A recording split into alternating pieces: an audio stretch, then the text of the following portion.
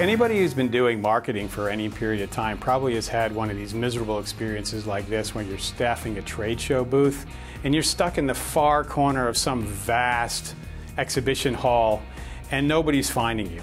And you're just wandering there standing there by yourself and checking your email every 3 minutes to keep from going completely out of your mind. And it's a real waste of time and a real waste of resources, frankly, and they don't have to be this way. I mean, trade shows can be a really effective way for you to get in front of prospects. So you should actually try to think of a few things that you can do to avoid that horrible situation of being by yourself in the back. Let me give you a few ideas about how to do that.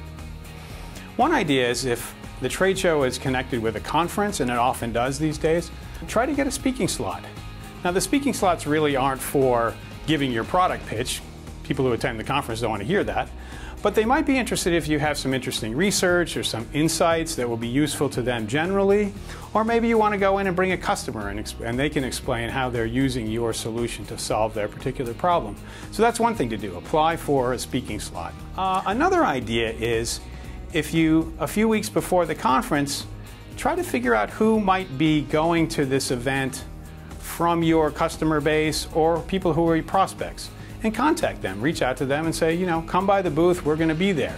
Or maybe you want to take it up a level, frankly, and say, come by the booth, or maybe come by and we'll host a dinner and all of these folks will get together and we'll have a drink or something like that. Or if you want, you can go even a step further and host some kind of a breakfast perhaps where you bring in an outside speaker or something else that will contribute to their knowledge and education about the market, and you have them come and spend a morning with you or maybe spend an hour with you. Obviously you don't want to conflict with the conference schedule, but that's another way to get some extra value out of being at the event.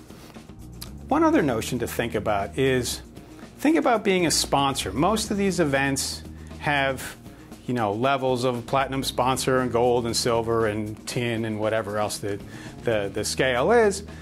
But think about perhaps investing in that. This will get you brand recognition. Your logo and your name of your company will be up on the website and any other promotional material that the event puts out. You'll be on there. Now, obviously, those aren't free. You have to spend some money on it, but it could be worthwhile. I mean, when you think about the budget for trade shows, I always think it's better to find 2 or 3 that are really worthwhile and well-targeted and worth the investment and make the investment. Instead of doing 6 or 7 or 8 and sort of doing it in a really lame fashion, do 2 or 3 and do it, sort of go big or go home. Make a worthwhile investment in it. One other point on trade shows.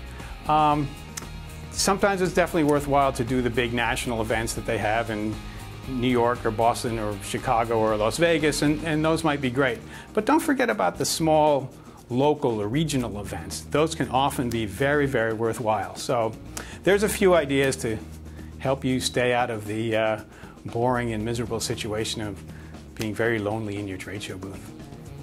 I'm Peter Cohen. I'm with SaaS Marketing Strategy Advisors. You can reach me online at saasmarketingstrategy.com, and I also do a newsletter called Practical Advice on SaaS Marketing.